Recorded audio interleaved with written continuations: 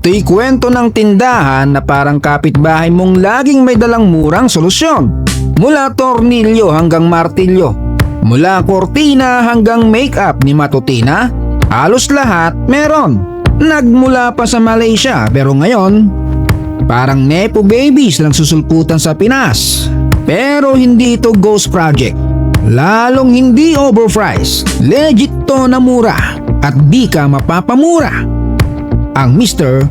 DIY, always low prices at may sukli ka pa.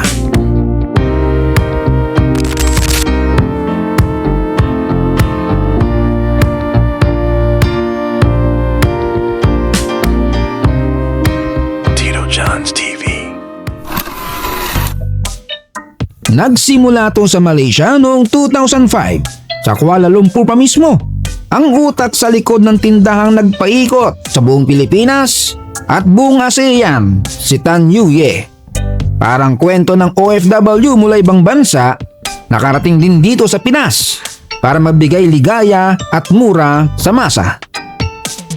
Ang misyon nila, hindi lang basta tindahan. Ang ambisyon, maging pinakamalaking home improvement retailer sa buong mundo. Ibig sabihin kung may sira kang gripo, kulang sa pormang iyong motorsiklo, o gusto nyong bumili ng kung anong kaikikan sa bahay, nandyan si Mr. DIY laging nakaabang. Noong 2018 nga ay may bagong bida sa Balagtas, Bulacan, ang unang tindahan ni Mr. DIY sa Pilipinas. Parang sari-sari store na upgraded, mula panyo hanggang kurtina, lahat nandyan na. Kaya mabilis naging tambayan ng mga magkakapitbahay na naghahanap ng mura at quality na gamit sa bahay. Syempre parang baha, kumalat agad ang balita na may tindahan dun na mura na, kumpleto pa. Ayun, parang chismis sa barangay, kumalat sa buong bansa. Nagbukas sila sa Ayala Fairview, SM Hypermarket Novaliches at sunod-sunod na parang kotse ni Diskaya. At pagdating ng 2025, abay hindi na basta tindahan. 500 plus stores na nationwide. Kasing bilis ng pagdami ng mga buraot na konstruktor sa Pilipinas. Hindi lang basta bentahan ng gamit, kundi malaking tulong din sa mga Pinoy. Milyong-milyong pamilya ang nakinabang sa murang produkto. At syempre, libo-libo rin ang nagkaroon ng trabaho. O diba? Presyo'y mababa, pero impact sa ekonomiya, mataas. Sobrang successful nga ng Mr. DIY dito sa Pinas sa ngayon. Dahil sa kanilang strategic moves, parang chess master lang. Imbes na basta magtayo lang ng tindahan, diretso sila na ipag-partner sa mga bigatin.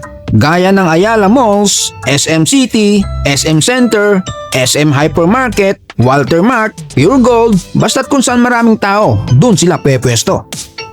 At hindi lang basta maliit na tindahan, 6,500 square feet kada branch.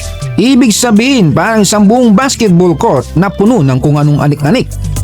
May 18,000 products across 10 categories, mula hardware hanggang cosmetics. So pwede ka magpaayos ng gripo, bumili ng laruan, maghanap ng cellphone case, anik-anik sa kotse at motor, hanggang lipstick, lahat sa isang lugar.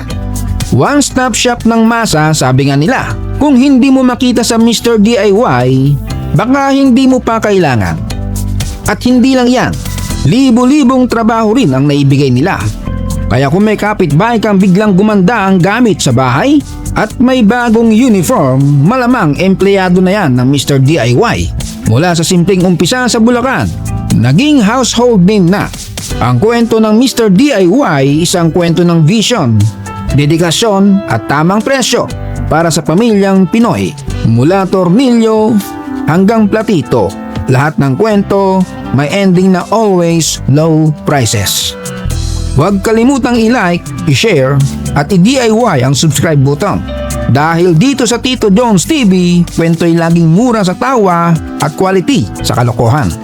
Shout out Busher 17 ng Bohol, Joe Meli, Mark De La Cruz from Zamboanga City, Romar Silva from Iloilo City, Dirby Quinones, Jacob Yubang from Iloloan, Cebu, Vanjo Faundo from Iba, Zambales, Renan Nepomuceno, Vinalin, Donald Nahine, Lovely Manzano, Alvin Valencia from Bicol, at kay Kabayan Maki Mark ng Irla. Salamat sa panonood, hanggang sa muli.